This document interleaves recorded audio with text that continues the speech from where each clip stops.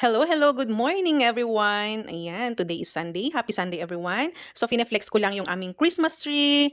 Ayan, kung makikita nyo, may mga bling-bling siya at nakatayo na rin pala siya. Pero hindi pantay-pantay ang distribution ng ating bling-bling kasi bata po ang gumawa niyan.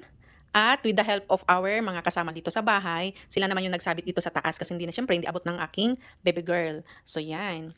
Hindi ko na siya i-arrange or iaayos kasi gusto kong ganyan lang siya dahil pinaghirapan ng aking bebe yan.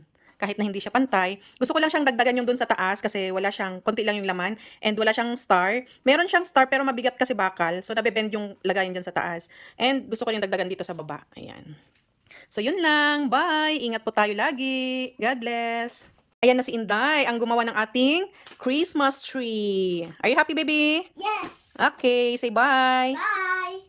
Ayan, inon ko na pala yung ilaw niya. So, yan yung ilaw niya. Pero gusto ko pang dagdagan yung ilaw niya. Gusto ko maraming ilaw. Mag-add siguro ako ng yellow na color ng ilaw. Ayan.